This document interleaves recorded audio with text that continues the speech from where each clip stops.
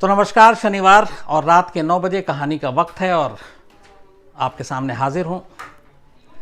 बहुत सारे लोगों की सिफारिश आई थी मेल पे कि गुलशन कुमार मर्डर केस के बारे में कहानी सुनाए।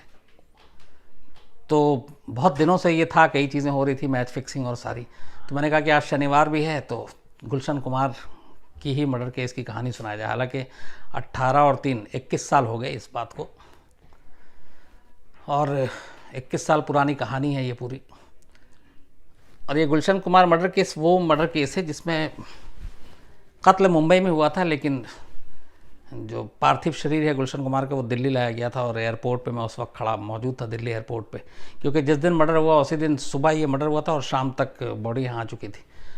और तमाम जो सिंगर और बॉलीवुड के लोग थे वो भी एयरपोर्ट पे थे, जिसमें ज़्यादातर जो जैसे कुमार शानू, अनुराधा पौडवाल और बाकी सोनू निगम, तो ये सारे सिंगर, चूँकि इन सबको मौका दिया था गुलशन कुमार ने। तो असल में गुलशन कुमार की कहानी शुरू होती है दिल्ली से, और जहाँ से मैं इस वक्त बैठ के आपसे बात कर रहा हूँ ये नोएडा फिल्म सिटी है। इंडिया टुडे मीडिया प्लेक्स का दफ्तर है जहाँ पे आज तक और इंडिया टुडे सारे। यहाँ से अगर मैं गिनना शुरू करूँ तो मेरे बाएं साइड में चलूँगा मैं, तो करीब 500 कदम पे टी सीरीज़ का दफ्तर भी है और स्टूडियो भी है। और ये जो पूरा नोएडा फिल्म सिटी है, ये कहते हैं कि इसमें जो पहली बिल्डिंग बनी थी वो टी सीरीज़ की ही थी, super cassette industries Gulshan Kumar की। तब यहाँ जंगल हुआ करता था, लेकिन गुलशन कुमार ने यहाँ बहुत बड़े बड़े 2 स्टूडियो बनाए जिसमें आज भी शूटिंग होती है और बहुत सारी फिल्में बनती हैं, एक म्यूज़िक एल्बम बनता है। आखिरी फिल्म जो मुझे याद है वो मॉम की शूटिंग ही यहाँ पे शूटिंग हुई थी, जिसमें श्रीदेवी और नवाजुद्दीन भी यहाँ पे थे। तो ये जगह भी है कि गुलशन कुमार की तमाम यादें यहाँ पर हैं। गुलशन कुमार की कहानी असल में शुरू होती है 80s से। गुलशन कुमार के पिता की दरियागंज में पुरानी दिल्ली में एक जूस की दुकान हुआ करती थी। गोलचा सिनेमा एक बहुत फेमस है उसके बिल्कुल करीब। तो बचपन में गुलशन कुमार जूस की दुकान में बैठा करते थे। फिर धीरे धीरे उन्होंने एक बड़ी दुकान ली उनके पिता ने, और उसमें कैसेट और टेप बेचना शुरू किया। बेचने के साथ साथ रिपेयर का भी काम शुरू हो गया। तो वो टेप आते थे, कैसेट आते थे, और वो वाला जो तब गाना बजा करता था, ग्रामोफोन टाइप, वो सारी चीज़ें थी। तो ये दुकान शुरू हुई, ठीक ठाक चलने लगी। तभी गुलशन कुमार को ख्याल आया कि क्यों ना वो कैसेट म्यूज़िक इंडस्ट्रीज़ में जाएं और कैसेट बनाएं। तो उस दुकान से ही आइडिया आया, और इसके बाद गुलशन कुमार लगे रहे कि कैसे सस्ता कैसेट बनाया जा सकता है। फिर धीरे धीरे धीरे नोएडा में ये स्टूडियो बनाया और कैसेट का बिज़नेस शुरू किया। बट शुरुआत जो की थी वो धार्मिक गाने से की थी। तो जो छोटे मोटे सिंगर हुआ करते थे जिनकी आवाज़ जो पूजा में या कहीं और इस तरह के फंक्शन में गाया करते थे, तो उनको लेकर वो गाना रिकॉर्ड करते धार्मिक, और वो फिर रिकॉर्ड करके बेचा जाता और बड़ा सस्ता। तो धीरे धीरे ये कैसेट पॉपुलर हुआ। इन्हीं सब सिंगर्स में से बहुत सारे सिंगर की आवाज़ लोगों को पसंद आने लगी, और वो पहले बहुत छोटे पैमाने पे था। जब पसंद आने लगी तो फिर गुलशन कुमार ने उनको मौका देना शुरू किया, और ये चलता रहा। धीरे धीरे कैसेट का भी चलता रहा धंधा। और चूँकि ये कैसेट तब बाकी जो सारे कंपनी थी दूसरी म्यूज़िक कैसेट्स की, उनके रेट ज़्यादा होते थे, और ये बड़े सस्ता, मतलब उस वक्त 25-30 रुपये का अगर बाकी मिलता था तो 10 रुपये का टी सीरीज़ का कैसेट मिला करता था। तो एक तरह से क्रांति आ गई थी कैसेट म्यूज़िक इंडस्ट्रीज़ में। तो धीरे धीरे ये धार्मिक और भक्ति गाने के बाद अब कुछ और भी गाने फिर आने लगे, और इसी दौरान कुछ कुछ गाना गाते गाते कुछ लोगों की आवाज़ बड़ी पॉपुलर हो गई, जिनमें अनुराधा पौडवाल, जिनको कहा गया कि लता मंगेशकर जैसी आवाज़ है, सोनू निगम, मोहम्मद रफ़ी की आवाज़ कॉपी पूरी एकदम थी, कुमार शानू, किशोर कुमार की एकदम कॉपी, मुकेश का भी एक वर्ज़न था, इसके अलावा शब्बीर कुमार, मुन्ना अज़ीज़। तो ये सारे जो सिंगर थे ये धीरे धीरे पॉपुलर हो गए। उसके बाद फिर उसी दौरान में एक लाल दुपट्टा मलमल का एक एल्बम आया था जिसमें बाद में फिल्म भी बनी, उसके सारे गाने बड़े हिट हुए। और ये सिंगर भी धीरे धीरे पॉपुलर हो गए। फिर इसी दौरान में बहुत सारे म्यूज़िक डायरेक्टर को भी मौका देना शुरू कर दिया गुलशन कुमार ने, लेकिन वो सारे नए लोगों को ही मौका दिया करते थे। तो उसमें से कई सारे म्यूज़िक डायरेक्टर भी जो है वो धीरे धीरे पॉपुलर हो गए। उनमें से एक नदीम श्रवण, ये दो थे, नदीम एक अलग और श्रवण अलग। तो इनकी जोड़ी थी, जैसे लक्ष्मीकांत प्यारेलाल और बाकी जो इस तरह के होते हैं। तो इनका भी ठीक ठाक धंधा चल पड़ा। फिर धीरे धीरे बिजनेस बढ़ता गया। मुंबई में पैर जमाया गुलशन कुमार ने, और वहाँ पे इन्होंने फिर फिल्मी गाने और उसके राइट्स लेने शुरू किए। और थोड़ा वक्त बीता, 90s आया, तो 95, 6, 7 तक मतलब म्यूज़िक इंडस्ट्री पे ये था कि अगर मार्केट 100% जो म्यूज़िक इंडस्ट्री का हुआ करता था, उसमें से 65% मार्केट टी सीरीज़ के पास था, मतलब गुलशन कुमार के पास। बाकी के 35% बाकी जो म्यूज़िक कंपनी थी उनके पास, जैसे टिप्स हो या सारेगामा या बाकी हो। तो 65% मार्केट पे कब्जा कर लिया था टी सीरीज़ ने, और उस ज़माने में करीब करीब ये 350 करोड़ का इनका टर्नओवर हो गया था। और सारी ज़्यादातर फिल्मों के म्यूज़िक राइट्स टी सीरीज़ को मिलने लगे, और ये सारे सिंगर भी फेमस होने लगे। उसी दौरान एक फ़िल्म आई आशिकी, अभी तो उसका दूसरा वर्जन था। तो वो आशिकी उस ज़माने में जब आई थी, उसके सारे गाने बड़े हिट थे। उस फिल्म का म्यूज़िक दिया था नदीम श्रवण ने, और नदीम श्रवण वहीं से बहुत बड़े म्यूज़िक डायरेक्टर दोनों बन गए। और फिर उन्होंने बहुत फिल्में की, सुभाष घई की परदेस की, फिर आपके संजय दत्त और सलमान खान की जो फिल्म थी वो, जिसके गाने बहुत हिट थे। मतलब दर्जनों कई, और फिल्म फेयर अवार्ड, बहुत कई फिल्म फेयर अवार्ड में। साजन फिल्म थी जो संजय दत्त और सलमान खान की, माधुरी दीक्षित, वो। तो धीरे धीरे ये म्यूज़िक डायरेक्टर का भी इनका दबदबा हो गया, और ये चलता रहा। लेकिन फिर एक वक्त आया जब गुलशन कुमार और नदीम के बीच में थोड़ी सी कड़वाहट आ गई। उसकी वजह थी, एक नदीम श्रवण ने एक एल्बम बनाया, दोनों म्यूज़िक डायरेक्टर ने मिलकर, उसका नाम था हाय ज़िंदगी। और इसमें 2-3 गाने खुद नदीम ने गाए थे, लेकिन नदीम की आवाज़ अच्छी नहीं थी। म्यूज़िक डायरेक्टर बेशक अच्छा था, लेकिन ज़रूरी नहीं है कि आप हर चीज़ में कामयाब हो। फिर भी हाय ज़िंदगी का कुछ कई दबाव था और दोस्ती थी, तो गुलशन कुमार ने उसके कुछ गानों को प्रमोट किया टी सीरीज़ के ज़रिए, लेकिन वो गाने चले नहीं और वो पिट गए, उसका कोई अच्छा रिस्पॉन्स नहीं आया। तो बाकी के फिर वो प्रमोट करने के लिए दबाव बन रहा था हाय ज़िंदगी के, गुलशन कुमार ने मना कर दिया। और इस दौरान में नदीम श्रवण चूँकि इस्टेब्लिश म्यूज़िक डायरेक्टर हो गए थे, तो गुलशन कुमार की एक ख़ास बात ये थी कि वो फिल्म इंडस्ट्री में हमेशा नए लोगों को ही सिर्फ मौका देना चाहते थे, और जो एक बार स्टार बन गया, बड़ा हो गया, फिर वो धीरे धीरे उससे किनारा कर लेते थे। तब यहाँ पे नदीम श्रवण के साथ ये भी था कि जो फिल्में थी, वो गुलशन कुमार जो फिल्में बनाते हैं उसमें कोई और डायरेक्टर होता, तो इस तरह से दूरियां बनने लगी। और नदीम को ये लगा कि गुलशन कुमार जो है वो उसका कैरियर ख़राब करना चाहते हैं, और उसे काम भी नहीं दे रहे, उसके गानों को प्रमोट भी नहीं कर रहे हैं। तो ये सारी चीज़ें चल रही थी एक साथ। इसी बीच में, अब चूँकि गुलशन कुमार बहुत बड़ा नाम म्यूज़िक इंडस्ट्री में हो चुका था, अंडरवर्ल्ड से गुलशन कुमार को मुंबई में उस वक्त आम बात थी, तमाम स्टार्स और इनको धमकी देना और उनसे पैसे लेना, एक्सटॉर्शन मनी। तो कहते हैं कि अंडरवर्ल्ड से फ़ोन गया था, और फ़ोन किया था अबू सालेम ने, और गुलशन कुमार ने कुछ एक्सटॉर्शन के पैसे दिए थे पहली बार में।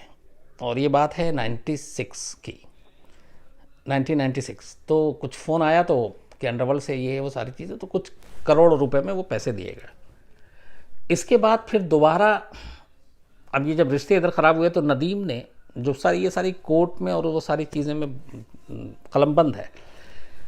नदीम को बुरा लगा कि गुलशन कुमार उसका करियर ख़राब कर रहा है, और गुलशन कुमार उसे काम नहीं दे रहा, और गुलशन कुमार जो है वो उनके एल्बम को प्रमोट नहीं कर रहा है। तो उसने अंडरवर्ल्ड, नदीम के जो रिश्ते थे वो अंडरवर्ल्ड के साथ थे, ख़ासतौर पर अबू सालेम और अनीस इब्राहिम, जो दाऊद इब्राहिम का भाई था। तो उसने अबू सालेम से कांटेक्ट किया, उसने कहा कि ये ऐसे ऐसे कर रहा है, तो तुम इसको थोड़ा धमकाओ। तो कहते हैं कि फिर अबू सालेम ने फ़ोन किया, और इस बार उसने कहा कि गुलशन कुमार से कि आप 10 करोड़ रुपए हमें दे दो, अपनी सलामती चाहते हो तो। गुलशन कुमार एक किस्त ऑलरेडी दे चुके थे, हालांकि ये रिकॉर्ड पे नहीं है, और पुलिस में भी कोई इसमें कभी कंप्लेंट नहीं की गई। लेकिन जब दूसरी बार आया तो फिर गुलशन कुमार परेशान हो गए, और उस परेशानी में उन्होंने कहा कि मैं अभी दे चुका हूँ, लेकिन उसने कहा कि नहीं, आपको देना पड़ेगा। तो अंडरवर्ल्ड का जैसा होता है, ये चीज़ें चलती रहीं। गुलशन कुमार ने सेकंड बार में पैसे नहीं दिए। तभी 5 अगस्त 1997 को अबू सलेम फ़ोन करता है गुलशन कुमार को और कहता है कि तुमने पैसे नहीं दिए और तुम देख लो, और तुमने अभी तक पुलिस में भी कंप्लेंट नहीं किया, इसका मतलब तुम हमें सीरियसली नहीं ले रहे हो। ये कोर्ट में बाकायदा गुलशन कुमार के भाई किशन कुमार का स्टेटमेंट है, गवाही है। तो 5 अगस्त 1997 को अबू सलेम ने फ़ोन किया कि पैसे दे दो, नहीं तो अंजाम बुरा होगा, और तुमने पुलिस में भी कंप्लेंट नहीं किया, अंडरवर्ल्ड को तुम हल्के में ले रहे हो, तुम सीरियसली लेना शुरू करो। गुलशन कुमार परेशान हो गए।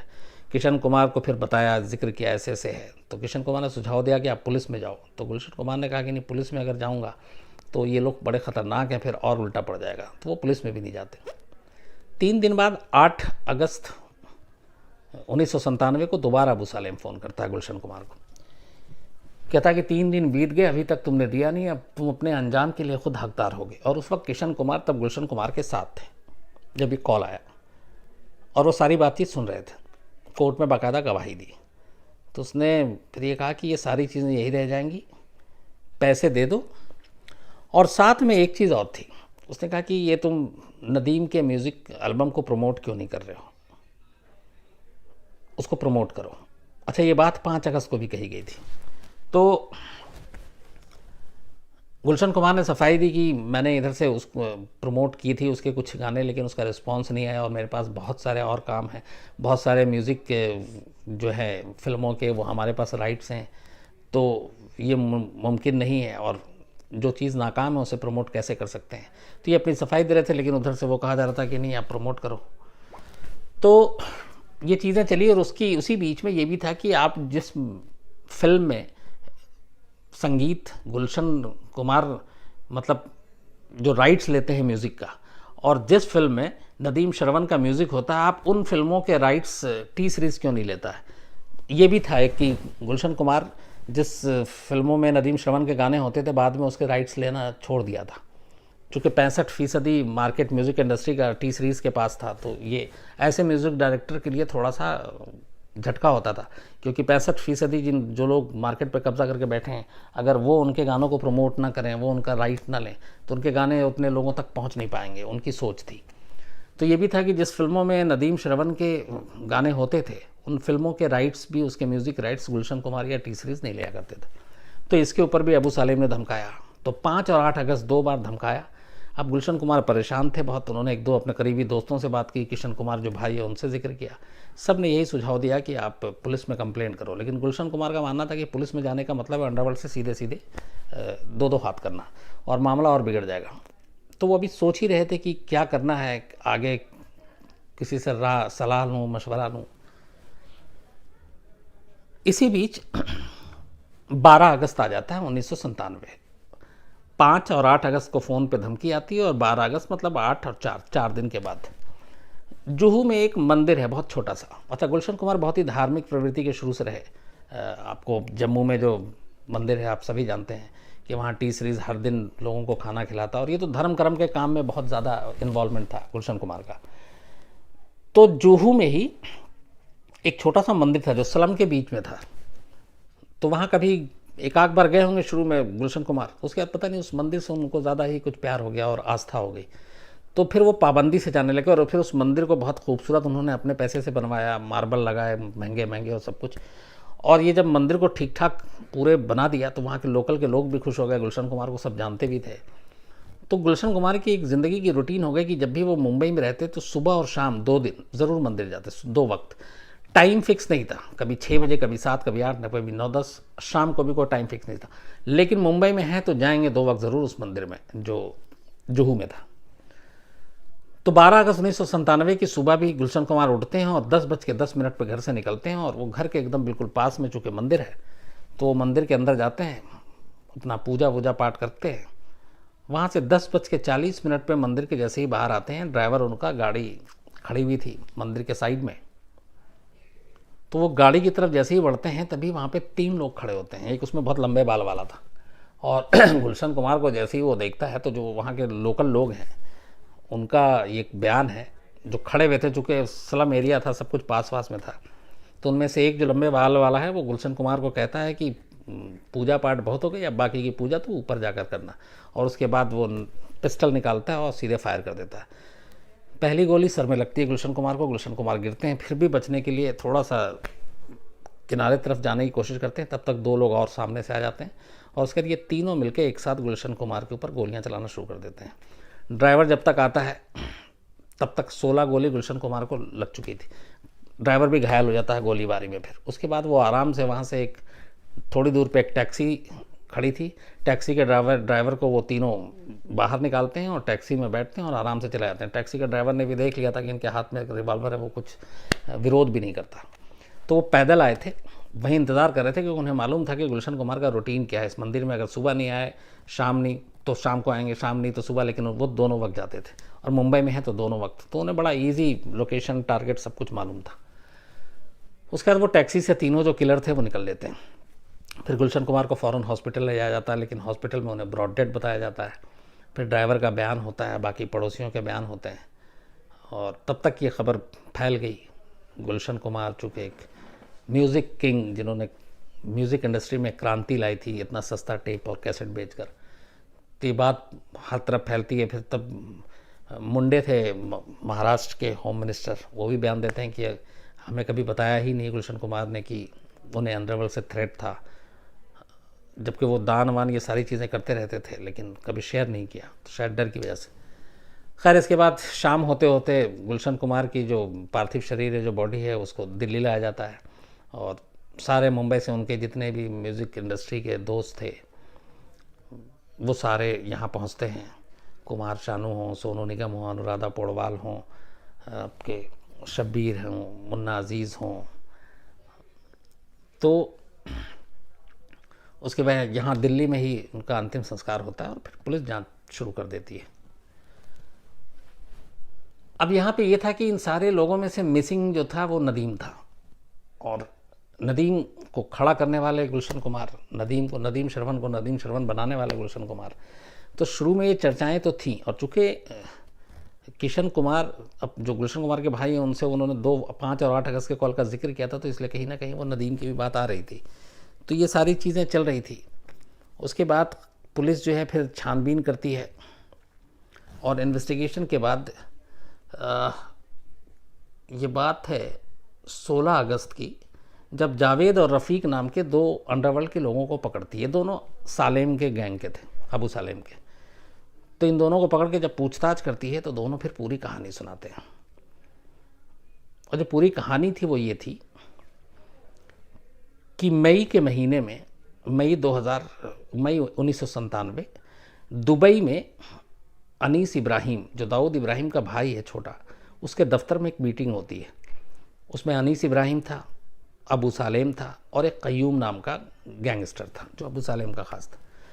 और ये तीनों मीटिंग करके कहते हैं कि इसने पहला किस्त तो दे दिया लेकिन दूसरा किस्त नहीं दे रहा है, डरता भी नहीं है, और नदीम शरवण के नदीम को जो प्रमोट करने के लिए कहा वो भी हमारी बात नहीं मान रहा है, उसके फिल्मों के राइट्स भी नहीं ले रहा है, तो इसे मैसेज देना चाहिए। तो कहते हैं कि मई में जो दुबई में मीटिंग हुई उसी में ये प्लान किया गया कि गुलशन कुमार का मर्डर करना है।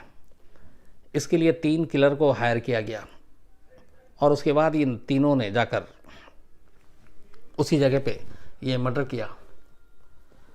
बाद में करीब उसके थोड़े की दिन के बाद दाऊद मर्चेंट एक ख़ास था इसमें, जो 3 लोग थे उनमें से एक था जिसने गोली चलाई थी, और दाऊद इब्राहिम का ख़ास था, अबू सलेम का ख़ास था, क्योंकि अबू सलेम दाऊद इब्राहिम के लिए काम करता था। तो उसको पुलिस पकड़ती है। दाऊद मर्चेंट को जब पकड़ती है पुलिस तो फिर वो उससे सारी कहानी सुनती है, तो उसकी कहानी भी सारी यही होती कि मई में ये प्लानिंग हुई थी, अबू सलेम ने ये कहा था। उसके बाद उसकी गिरफ्तारी के बाद जो बाकी 2 और शूटर थे उनको भी पुलिस पकड़ती है। जब उनको पकड़ती है तो पता चला कि गुलशन कुमार को मारने के बाद इन सुपारी किलर को 25 लाख रुपए टिप्स म्यूज़िक इंडस्ट्रीज़ के जो मालिक हैं रमेश तुरानी, उन्होंने दिए। रमेश तुरानी बहुत बड़ा नाम, तब अभी लास्ट फिल्म कौन से प्रोड्यूस की, अभी जो सलमान खान की एक फिल्म आई थी रेस 3 शायद, उसके प्रोड्यूसर हैं वो। तो वो पुख्ता सबूत आया कि इसमें रमेश तुरानी का भी हाथ है। फिर ये भी हुआ कि दोनों म्यूज़िक इंडस्ट्री से जुड़े हुए हैं, वो टी सीरीज़ या टिप्स राइवलरी भी हो सकती है। तो रमेश तुरानी को भी मुंबई पुलिस ने गिरफ्तार कर लिया और गिरफ्तार करने के बाद उन्हें भी कत्ल की साजिश में शामिल किया। इसके अलावा कुल टोटल ये 3 शूटर और आपके तुरानी, इन सबको मिलाकर 19 अलग अलग लोगों को मुंबई पुलिस ने गिरफ्तार किया। और इसके बाद इन पे मुकदमा चला। मुकदमा चलने के बाद 2001 में जो दाऊद मर्जेंट है, उसका निकनेम अब्दुल रऊफ भी है, इसको सेशन कोर्ट ने उम्र कैद की सज़ा सुनाई। उनका कहा कि इसको फांसी इसलिए नहीं दे रहे क्योंकि इसने किसी और के कहने पे किया, लेकिन बाकी पुलिस पुख्ता तौर पे कड़ियाँ नहीं जोड़ पाई। लेकिन सबसे बड़ा जो सेटबैक था वो ये था कि बाकी के 18 जिसमें रमेश तुरानी भी थे, इन सबको कोर्ट ने बरी कर दिया, तो सिर्फ एक को सज़ा हुई। अब जो मेन नदीम और अबू सालेम का, कि नदीम का शामिल था और अबू सालेम, तो नदीम इधर गुलशन कुमार का मर्डर होता है अगस्त में, और उसके बाद उसकी वाइफ तब प्रेग्नेंट थी नदीम की, और वो लंदन में थी। और उसी महीने एक फिल्म फेयर अवार्ड था हैदराबाद में, जिसमें नदीम को होना था, कुछ अवार्ड मिलना था, लेकिन वो उस फिल्म फेयर अवार्ड में भी नहीं जाता। और गुलशन कुमार के मर्डर के फ़ौरन बाद वो इंडिया छोड़ के यूके चला जाता है, लंदन, जहाँ उसकी ऑलरेडी बीवी प्रेग्नेंट जो थी वो इसका इलाज चल रहा था। तो मुंबई पुलिस का ये था कि वो लंदन, चूँकि यहाँ पे सारा सेटअप था, पार्टनर जोड़ी जो है श्रवण भी यहीं, घर भी यहीं, ऑफिस भी यहीं, तो मुंबई पुलिस ने बयान भी दिया था उस वक्त कि वो लौट आएगा और इन्वेस्टिगेशन में शामिल होगा और सपोर्ट करेगा। लेकिन बस वो इंतज़ार ही रहा। वो 97 से लेके आज 2018 हो गया, नदीम नहीं आया। लेकिन नदीम को ब्रिटेन से लाने के लिए कई बार हमने प्रत्यर्पण संधि के तहत सारी चीज़ें की, लेकिन वहाँ के 2-3 अलग अलग कोर्ट ने ये कहा कि ये सफिशिएंट एविडेंस है ही नहीं जिसकी वजह से हम नदीम को यहाँ भेजें। और बाद में नदीम ने फिर ब्रिटिश सिटीजनशिप भी ले ली और कोर्ट ने उसको इंडिया को सौंपने से मना कर दिया। उसने कहा कि पुख्ता सबूत नहीं है। उसके बाद कहते हैं कि अब अभी हाल में नदीम जो है फिर उसने अपना दुबई में परफ्यूम का बिज़नेस शुरू कर लिया है, और वो गल्फ़ में रहता है, दुबई में रहता है, लेकिन वो ब्रिटिश सिटीज़न है, अब वहाँ की उसने नागरिकता ले रखी है। तो नदीम के ख़िलाफ़ जितने भी मामले थे वो उसमें अभी तक हिंदुस्तान में उसको ला के उस अदालत के सामने पेश नहीं किया जा सका है। दूसरा जो इम्पोर्टेंट बचता अबू सालेम, जिसके बारे में कहते हैं कि उसी ने धमकी दी थी, उसने सब कुछ किया था, उसके साथ विडम्बना ये देखिए कि चार्जशीट में नाम है, लेकिन आज तक अबू सलेम पे मुकदमा नहीं चला गुलशन कुमार के मर्डर।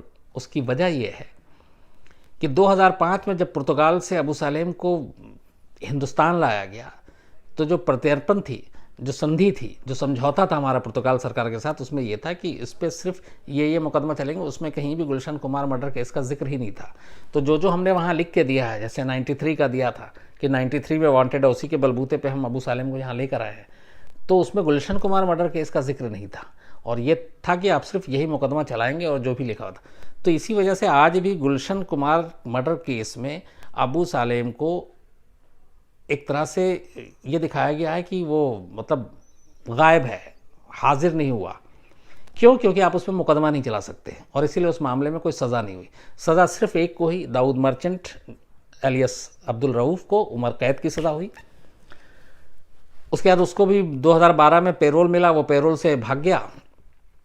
फिर वो बांग्लादेश बॉर्डर के पास बीएसएफ ने उसको पकड़ा, तो खैर अब वो पकड़ा गया है। लेकिन विडम्बना ये है कि अभी तक इस मामले में न नदीम को सज़ा हुई जो मेन मास्टरमाइंड है, और ना अबू सालेम को। और कहते हैं, और उसके अलावा भी कई ऐसे ऑडियो और ये सारी चीज़ें हम लोगों ने भी स्टोरी की थी कि लंदन में रहते हुए प्रोटेक्शन जो दिया है नदीम को, वो दाऊद इब्राहिम ने खुद दिया है। और कई ऐसे हाल में ऑडियो भी आया था जिसमें ये था कि उसको कुछ होना नहीं चाहिए। तो नदीम के ऊपर दाऊद इब्राहिम का हाथ है, और वही उसको प्रोटेक्शन देती है डी कंपनी, और अब उसका बिज़नेस दुबई में है परफ्यूम का। श्रवण के बारे में भी पुलिस ने उस वक्त तमाम इन्वेस्टिगेशन की, मुंबई पुलिस ने, जब ये मर्डर के बाद, क्योंकि ये था कि राइवलरी है, म्यूज़िक इंडस्ट्री से जुड़ा हुआ है और दोनों पार्टनर हैं, तो इसमें इसका भी कोई रोल हो सकता नहीं। लेकिन तमाम चीज़ें जब इन्वेस्टिगेशन हुई तो श्रवण बेदाग निकले और उनके खिलाफ़ कोई सबूत नहीं था, और इसीलिए कहीं उनका नाम नहीं आया। लेकिन एक और इसमें फैक्ट ये भी है कि जब नदीम वहाँ लंदन भाग गया, उसके बाद भी कुछ फिल्मों के लिए यहाँ से बैठ के श्रवण ने ट्यूनिंग की, और दोनों ने नेट के थ्रू और उसके म्यूज़िक कंपोज किए फिल्मों के लिए, और वो फिल्में आईं। मुझे इस वक्त नाम याद नहीं आ रहा है, लेकिन वो आईं। तो ये सिलसिला चलता रहा, लेकिन श्रवण ने फिर बाद में बयान दिया कि उसे यकीन नहीं है उन्हें कि ऐसा हो सकता है।